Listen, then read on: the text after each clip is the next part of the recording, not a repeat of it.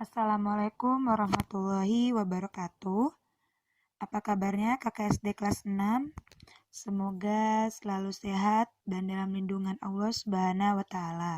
Amin ya Rabbal 'Alamin. Hari ini kita akan belajar tentang dua mata pelajaran, yaitu pelajaran IPA dan pelajaran PKN. Kita masuk ke pelajaran IPA dulu ya teman-teman ya.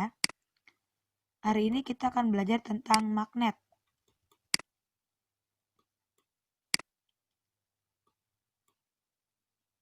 Oke, teman-teman, apakah teman-teman pernah melihat ketika ayah kalian sedang memperbaiki peralatan elektronik atau sedang memegang obeng? Pernah tidak teman-teman bertanya, mengapa ayah kalian menggunakan ujung obeng yang bermagnet? Pasti ayah teman-teman akan menjawab, agar ia dapat mengambil baut atau sekrup yang kecil atau yang berada di tempat yang sulit diambil dengan tangan.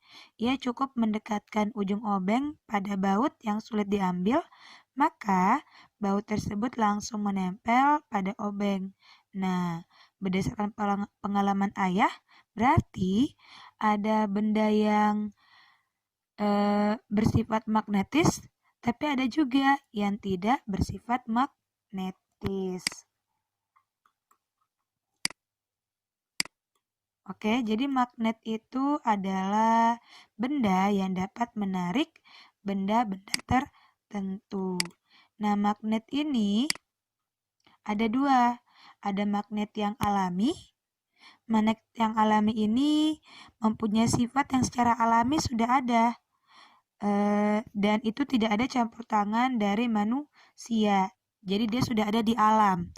Contohnya itu adalah Gunung Ida yang ada di Magnesia. Jadi Gunung Ida itu dia bisa menarik benda-benda di sekitar gunung tersebut.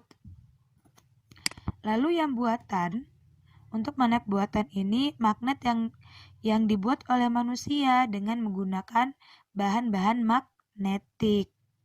Nah, yang dibuat ini ada yang bersifat permanen dan juga ada yang bersifat sementara. Oke, lanjut. Untuk sifat-sifat magnet, yang pertama ada magnet hanya akan menarik benda-benda tertentu yang ada di sekitarnya. Yang kedua, sifat kemagnetan dapat melemah. Yang ketiga, medan magnet akan membentuk gaya magnet. Yang keempat, magnet mempunyai dua kutub. Yang kelima, apabila kutub magnet yang sejenis didekatkan satu sama lain, kedua kutub akan saling tolak-menolak. Sebaliknya, kutub yang berlainan akan saling tarik-menarik. Dan yang terakhir, gaya magnet dapat menembus benda. Nah, ini Ibu akan jelaskan satu-satu tentang sifat-sifat magnet.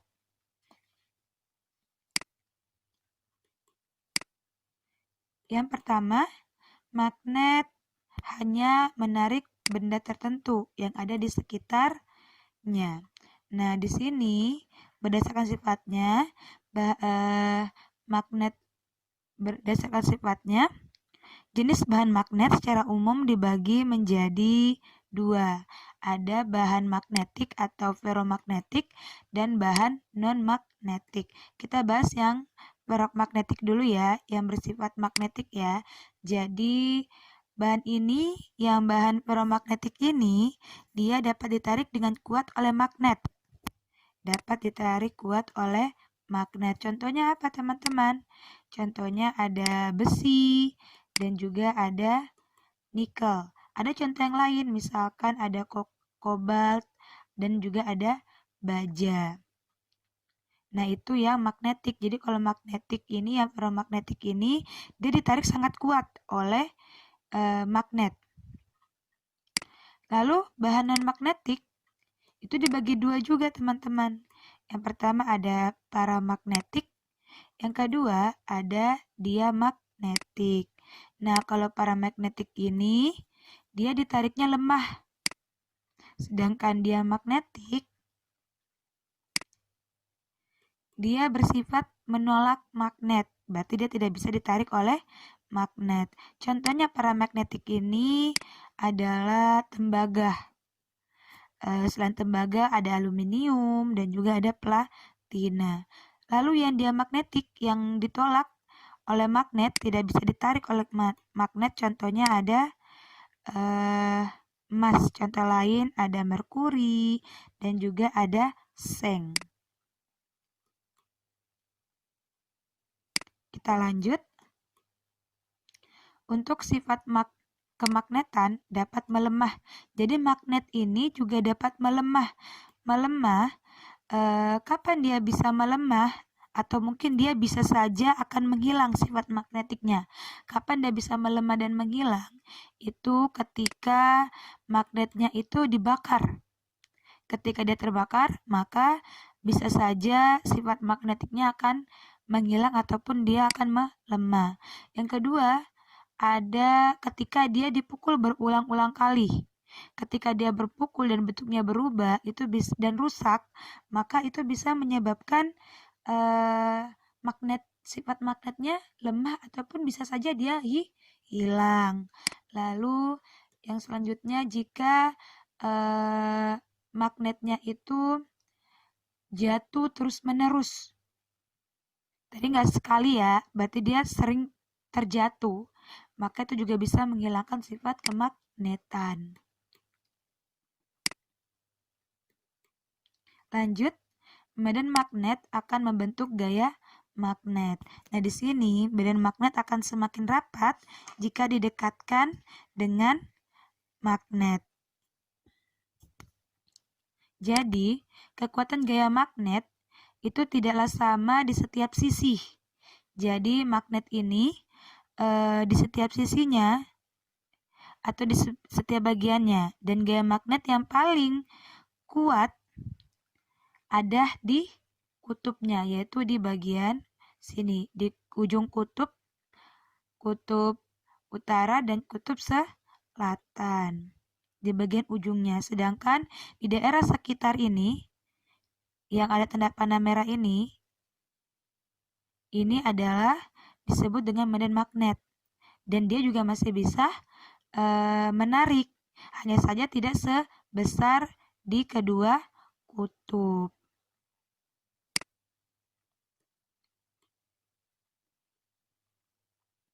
Lanjut, magnet mempunyai dua kutub. Nah, seperti yang tadi Ibu Guru bilang ya, jadi ketika ini magnet, ketika ada sebuah magnet, pasti dia memiliki dua kutub. Kutub apa itu, teman-teman? Ada kutub utara dan ada kutub selatan. Biasanya kalau utara itu ditandai dengan warna merah dan selatan ditandai dengan warna biru. Nah, dari fenomena ini terlihat bahwa garis gaya yang ditimbulkan adalah mengalir dari kutub utara ke kutub selatan. Dan ini sesuai dengan teori sebagaimana sifat kutub utara adalah keluar dan kutub selatan adalah masuk. Nah, lihat, utara dia keluar, sedangkan selatan dia masuk.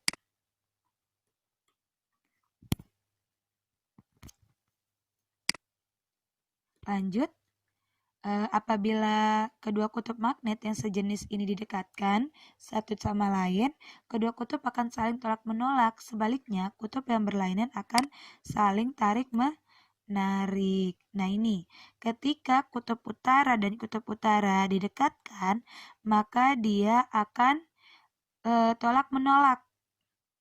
Dia akan tolak-menolak. Ketika dia sejenis, maka dia akan tolak-menolak. Begitupun juga ketika di sini kutub selatan dipertemukan dengan kutub selatan, dia juga akan tolak-menolak.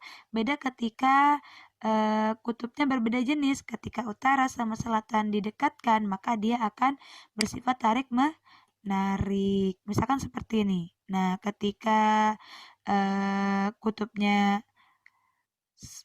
ketika warnanya yang warna sama ini, warna merah dan warna merah bertemu, maka dia akan tarik-menarik. Tapi mohon maaf, dia akan tolak-menolak ketika warnanya sama didekatkan. Tapi ketika warna merah dipertemukan dengan warna biru, maka dia akan langsung tarik-menarik.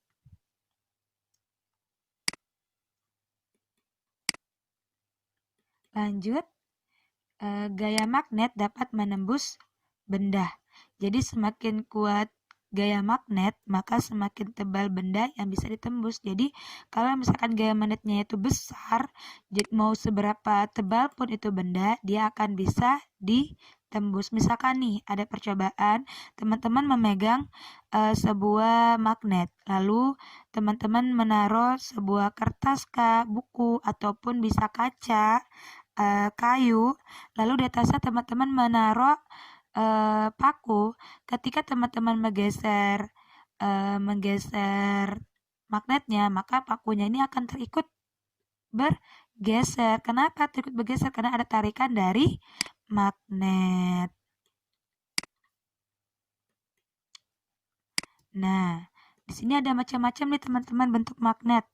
Jadi magnet tuh nggak selalu berbentuknya bar ini ya, tapi magnet ada memiliki banyak bentuk.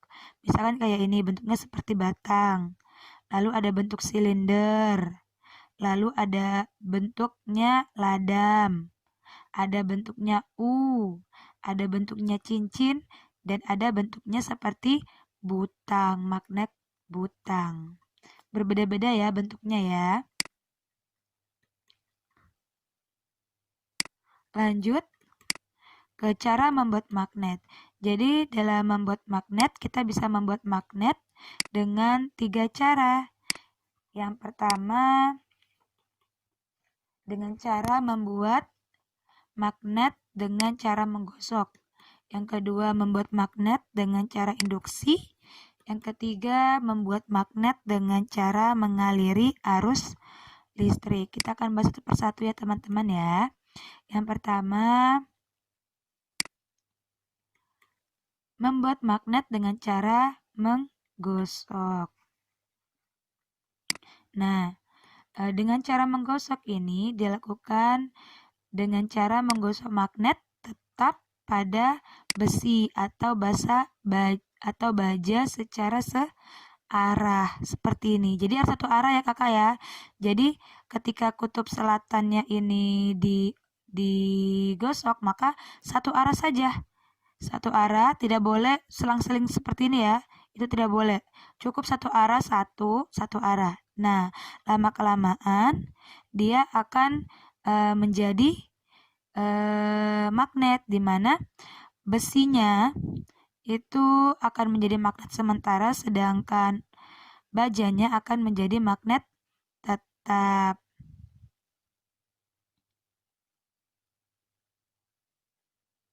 Nah, selanjutnya yang kedua, membuat magnet dengan cara induksi.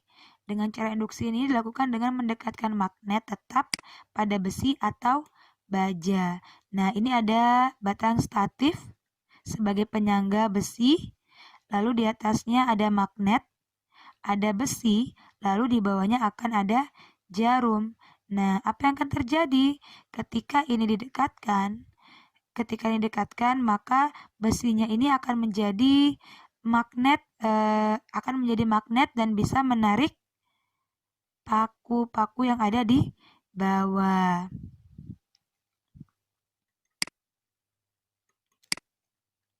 Lanjut yang terakhir ada membuat magnet dengan cara mengaliri arus listrik. Nah, kalau cara ini pembuatan magnetnya menggunakan arus listrik searah dari baterai yang dialiri pada lilitan kawat konduktor. Nah, jadi ada besi, ada paku, lalu dililitkan dengan kawat dan disambungkan dengan baterai. Maka apa yang akan terjadi? Yang akan terjadi adalah setelah arus listriknya mengalir, paku besar yang dilewati arus listrik akan menjadi sifat kemagnetan. Jadi pakunya akan memiliki sifat kemagnetan. Nah, akibatnya paku-paku kecil yang ada di sekitar ini ada paku kecil nih, misalkan nanti di sini ditaruh paku-paku kecil, maka paku-paku kecilnya ini akan menempel kepada paku yang besar. Nah, inilah yang disebut dengan dibuat dengan cara mengaliri arus listrik searah, disebut elektromagnetik. Oke teman-teman, selanjutnya penugasan. Teman-teman silakan mengerjakan halaman 60, diisi isiannya ya. Selamat mengerjakan teman-teman. Oke teman-teman, selanjutnya kita masuk ke materi PKN. Materi ini adalah lanjutan dari materi sebelumnya. Nah, materi ini kita akan membahas tentang nilai kebersamaan dalam proses perumusan Pancasila sebagai dasar negara dan meneladani nilai-nilai juang para pahlawan dalam kehidupan sehari-hari. Nah, jadi Pancasila ini bukan merupakan suatu bentuk keputusan yang mengutamakan kepentingan pribadi ya teman-teman ya. Jadi atau golongan saja, tapi Pancasila ini merupakan keputusan yang memang berdasarkan kebersamaan yang mengatasnamakan musyawarah dan kepentingan bangsa Indonesia itu sendiri. Nah, teman-teman, nilai kebersamaan dalam proses perumusan Pancasila sebagai dasar negara, kemarin kita sudah membahas tentang bagaimana perumusan dasar negara dari dibentuknya BPUPKI, dibentuknya Panitia 9 yang menghasilkan Jakarta Center atau Piagam Jakarta. Nah, sekarang kita akan lebih membahas tentang bagaimana sih perubahan Piagam Jakarta sebagai bentuk kebersamaan dalam proses perumusan Pancasila, dan juga kita akan membahas tentang bagaimana sikap yang ditampilkan para pendiri negara atau founding father dalam merumuskan Pancasila.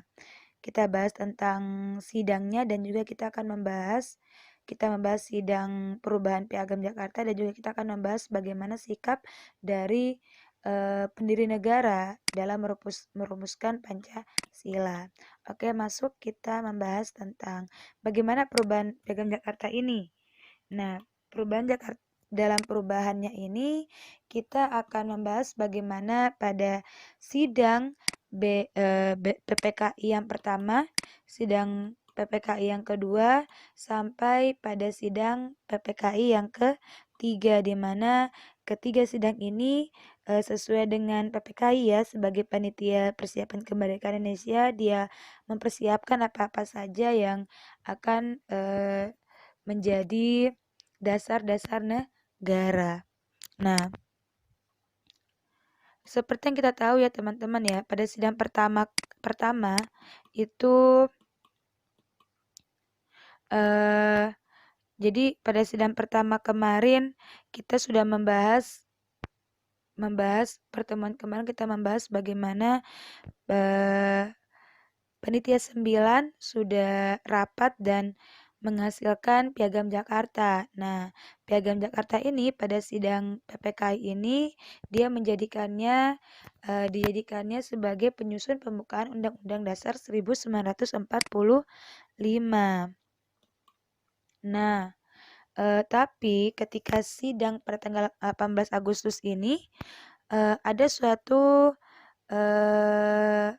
peristiwa di mana ketika penyelenggaraan sidang untuk yang pertama kalinya, yang dimana menjadikan Piagam Jakarta sebagai bahan untuk menyusun pembukaan undang-undang, tetapi sebelum rencana tersebut disahkan, para peserta mendengar bahwa sebagian daerah di kawasan timur ini yang tidak beragama Islam, ingat ya kemarin ya, ada pada Piagam Jakarta itu ada yang pada sila pertama yang berbunyi ketuhanan dengan kewajiban menjalankan syariat Islam bagi pemeluk-pemeluknya, ini kan notabene lebih ke arah Islam. Ternyata dari Indonesia bagian timur yang tidak beragama Islam akan memisahkan diri kalau misalkan Piagam Jakarta ini disahkan sebagai pembukaan undang-undang, karena menurut dia kita di Indonesia ini banyak agama, tidak hanya satu agama. Nah, setelah mendengar berita itu bahwa Indonesia bagian timur akan memisahkan diri jika disahkan, maka Insinyur Soekarno ini selaku pemimpin sidang sidang segera mengambil tindakan, yaitu dengan menugaskan Muhammad Hatta untuk merundingkan hal itu dengan tokoh-tokoh kawasan Indonesia Timur. Misalkan ada tokoh-tokoh Maramis, Tengku Muhammad Hasan, dan Kasman, si Godimerjo, dan Kiai Bagus Adikusumo. Nah, disinilah dia melakukan perundingan, melakukan musyawarah, dan akhirnya terjadi perubahan rumusan dasar negara yang dilakukan dengan merubah sila pertama dengan ketuhanan dengan kewajiban menjalankan syariat Islam bagi pemeluk-pemeluknya menjadi ketuhanan yang Maha Esa. Nah, dari sinilah setelah terjadi perubahan, maka sidang pertama ini mengesahkan keputusan. Yang pertama, mengesahkan Undang-Undang Dasar 1945. Yang kedua, memilih Soekarno sebagai presiden dan Muhammad Hatta sebagai wakil presiden. Yang ketiga, presiden untuk sementara waktu akan dibantu oleh sebuah komite nasional. Lalu selanjutnya sidang kedua pada tanggal 19 Agustus 1945 ini setelah mengesahkan undang-undang dan lain sebagainya, hasil dari sidang kedua ini menetapkan 12 kementerian. Yang pertama ada Kementerian Dalam Negeri, Kementerian Luar Negeri, Kehakiman, Keuangan, Kemakmuran, Kesehatan, Pengajaran, Sosial, Pertahanan, Penerangan, Perhubungan, dan Pekerjaan Umum. Lalu selain itu juga membagi wilayah Indonesia menjadi 8 provinsi. Provinsi apa aja kayak itu 8 provinsi? Yang pertama ada Provinsi Sumatera, Jawa Barat, Jawa Tengah, Jawa Timur, Sunda Kecil, Maluku, Sulawesi, dan terakhir Borneo atau Kalimantan. Nah, selanjutnya pada tanggal 20 Agustus 1945 dilakukan sidang ketiga PPKI, di mana di sini PPKI menghasilkan rapat. Yang pertama membentuk lembaga-lembaga. Yang pertama ada lembaga apa? Lembaga Komite Nasional Indonesia, yang dimana lembaga ini yang berpusat di Jakarta.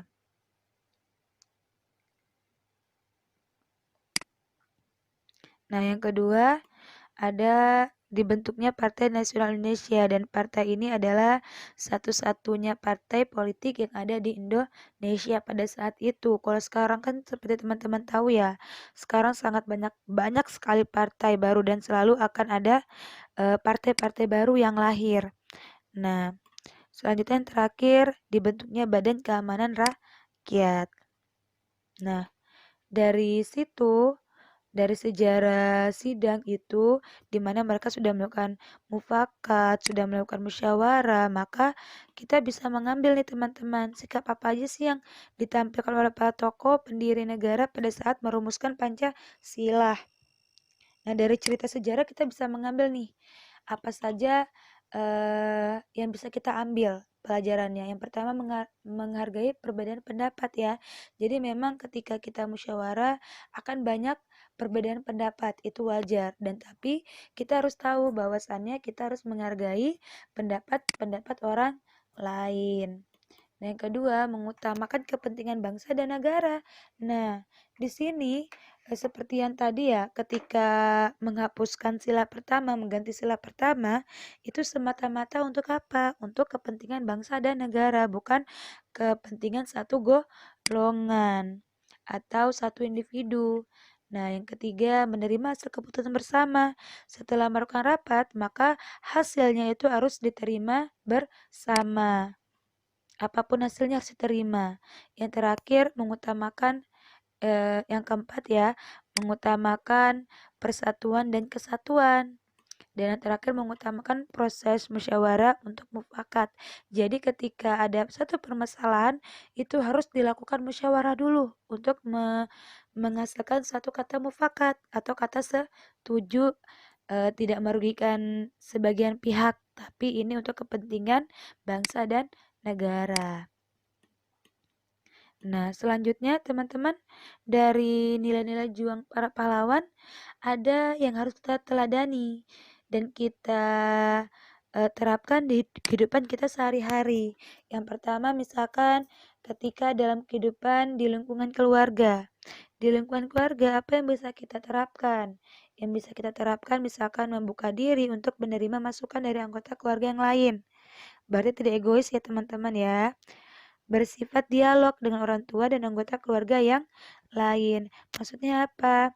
Kakak harus terbiasa untuk ngobrol sama ayah, sama bunda, terus menghargai hak anggota keluarga yang lain, beribadah tepat pada waktunya. Itu adalah suatu ketika kita terapkan ketika kita berada di lingkungan keluarga.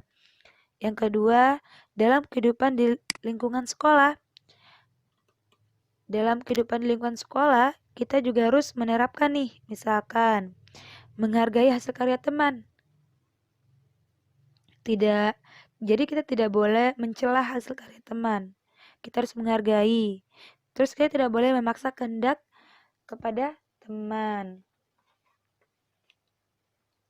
Terus bertegur sapa dengan teman dan memberikan kesempatan kepada teman untuk menyampaikan pendapat. Lalu pada lingkungan masyarakat, di masyarakat juga kita harus tetap ya, harus menanamkan nilai-nilai juang. Dengan apa? Misalkan ikut serta nih dalam kegiatan gotong royong, terus senantiasa terbuka ketika terhadap perubahan yang terjadi di lingkungan masyarakat, terus mengutamakan musyawarah nih dengan warga masyarakat dalam menyelesaikan setiap persoalan. Lalu dalam kehidupan lingkungan berbangsa dan bernegara juga ada nih teman-teman, misalkan bekerja sama dengan bangsa lain, melakukan kegiatan yang mengharumkan nama bangsa, mencintai produk dalam negeri, dan tidak merusak sarana dan fasilitas umum negara. Oke, itu saja. Selanjutnya teman-teman penugasan di halaman 117 ya. Silakan teman-teman mengerjakan latihan 2 dari nomor 1 sampai nomor 20 dan dilanjutkan dengan isai. Nah, ingat ya teman-teman, dibiasakan untuk ketika menulis isai itu menulis dengan jawaban yang lengkap. Oke teman-teman, selamat mengerjakan ya. Pesan ibu guru, tetap semangat belajar di rumah. Jangan bosan-bosan di rumah, jaga kesehatannya ya.